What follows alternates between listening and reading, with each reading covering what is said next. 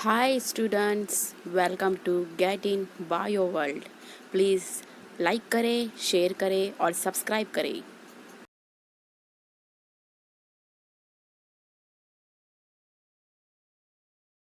So students, today we will see the next phylum Ctenophora, and this phylum Ctenophora, commonly known as sea walnuts or comb jellies.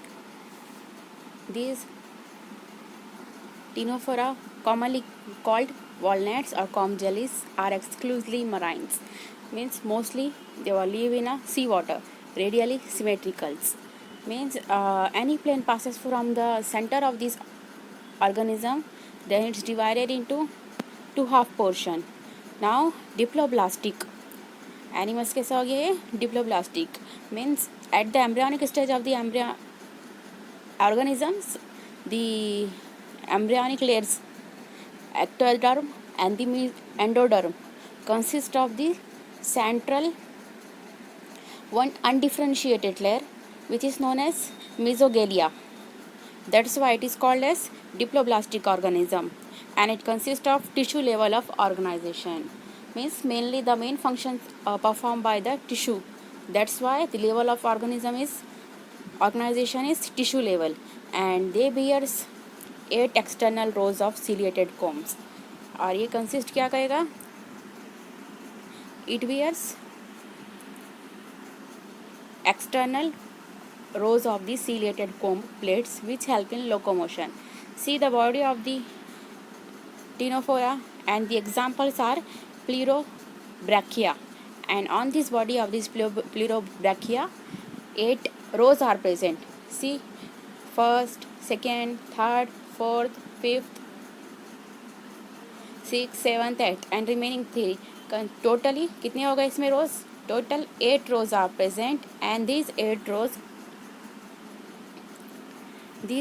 rows are called ciliated comb plates. अब इसको बोलेंगे ciliated comb plates, and these ciliated comb plates help in the locomotion.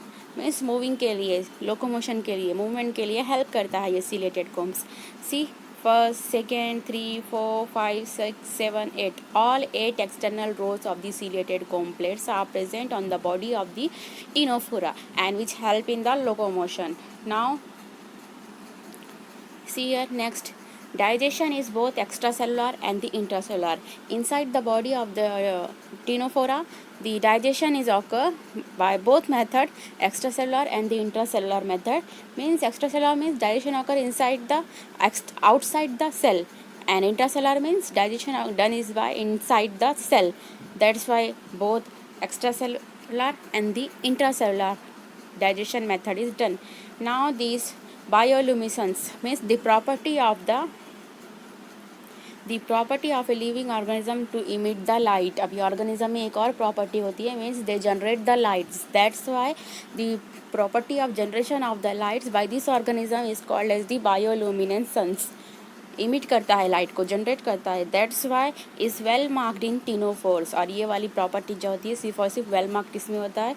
Only in the ctenophores. Sexes are not separate. अब इसमें sexes क्या होते हैं? No, not separated. Both male and female gametes are present in one individual, and reproduction takes place only by the sexual means. और reproduction किसके help से होगा? Only by the sexual means. Fertilization is external और fertilization is outside the body होता है with indirect development. और उसके बाद उसका डेवलपमेंट कैसा होगा? Indirect development. Example is Pleurobrachia and the Ctenoplana. Both are the example of the Ctenophora. Understand all of you? Now see, our next phylum is the Platyhelminthes. These Platyhelminthes consist of the 2 examples, and first one is the tapeworm and another one is the liver fluke. Both are the examples of the Platyhelminthes, and these both examples or the Platyhelminthes have the different properties. First one, dorsal ventrally flattened body. इसकी body कैसी होती है? एक dorsal side से और वो ventral side से means back side और फ्रंट साइड से फ्लैटन होती है, चपकी हुई होती है. Dorso ventrally flattened body. Hence are called as flat worm, उसकी वजह से इसको बोलेंगे flat worms. These are mostly endoparasitic found in animal including human beings. और ये कैसे होते हैं? एंडोपैरासाइटिक होते हैं and it is found in the animals and in animals include human beings also. Flatworms are bilaterally similar. Flatworms कैसे होते हैं? Bilaterally symmetrical means when they any plane is passes through the organism's body, then the body is divided into two equal left and the right part. Only one plane pass होगा इसकी body से, many plane नहीं होंगे पास, सिर्फ simple one plane पास होगा. That's why body is divided into left and right portion. And next one is the flatworms are triploblastic. Flatworm कैसे होते हैं? Next one triploblastic means the embryo at the time of the embryonic stage, the embryonic layer means ectoderm and the endoderm. Between these two layers the mesoderms are present.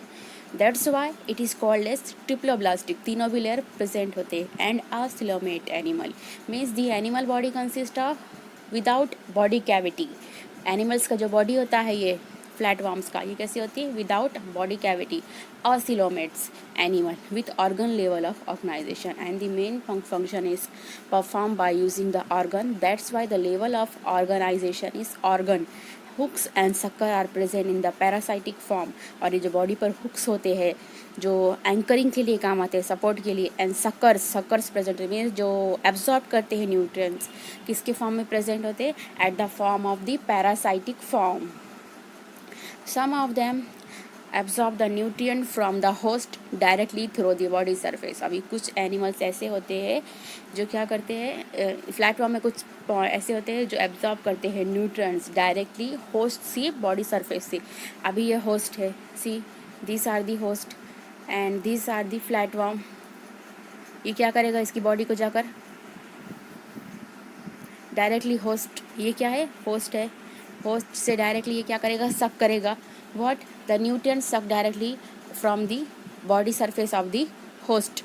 and specialized cell called as flame cell. अब इसमें एक specialized cell होता है जिसे हम flame cell बोलेंगे, is called flame cell. help in the osmoregulation and excretion. regulation के लिए body का osmotic and the excretion के इसमें help करता है वो.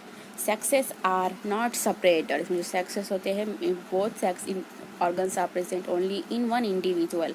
next one is the fertilization is an internal. और ये सारे के सारे animals में कैसे होता है?